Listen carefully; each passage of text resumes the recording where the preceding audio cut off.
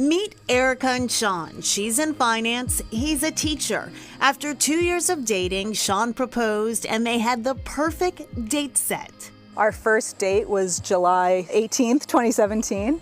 And so we knew that we wanted that date because it was a Saturday in 2020. We wanted that to be our wedding date. So that was the easiest thing that we decided. The rest of the planning fell into place. A traditional Armenian ceremony and a ballroom reception for 300 guests. People would ask me, how's planning going? Like, have you started? And I'm like, I started, I'm done. We're both very type A people. All along the way, everything we got done early, we had no problems. And then when this happened, I was like, is this the problem? Because this is a very big problem.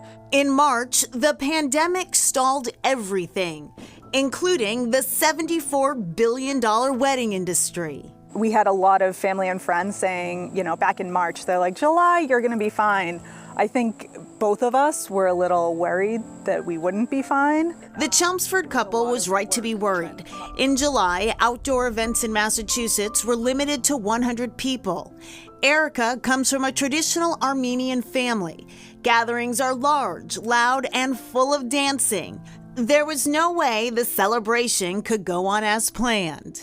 We had that period of about a week where we were like, just, completely, just devastated by this. And we know in the grand scheme of things, there have been millions of tragedies across the country, and this is not one of them, but it was still a pretty big blow. Our thinking was, if we can do this safely, if we can do this in a smart way, then we're gonna try to make it happen.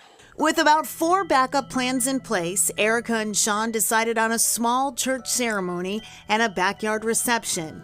They pared down the guest list and mailed cards explaining the change of plans. Everyone just came together. Our parents, like my cousin made the cake. My other cousin was the DJ. My uncle was one of the priests, and it was always going to be a family affair, but this made it even more so. Emily Forrest is the Director of Communications at Zola, a wedding planning and registry website.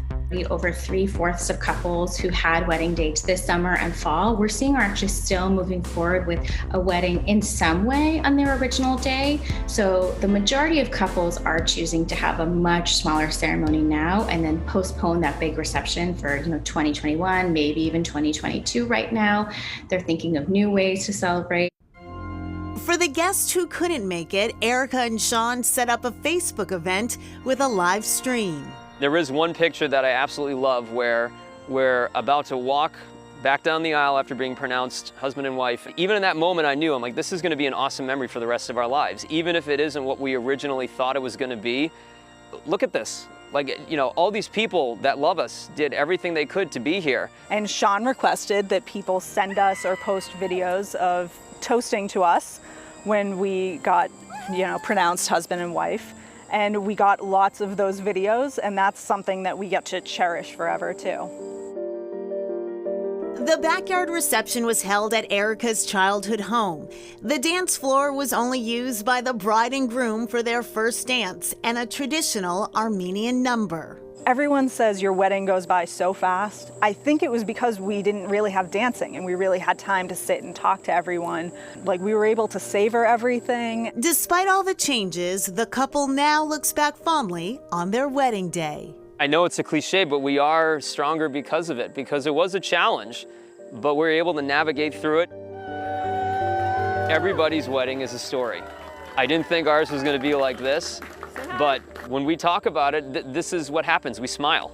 It's all good memories.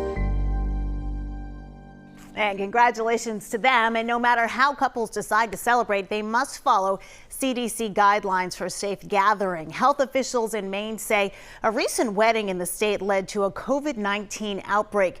There are more than 175 confirmed cases of the virus and 7 deaths linked to that one wedding.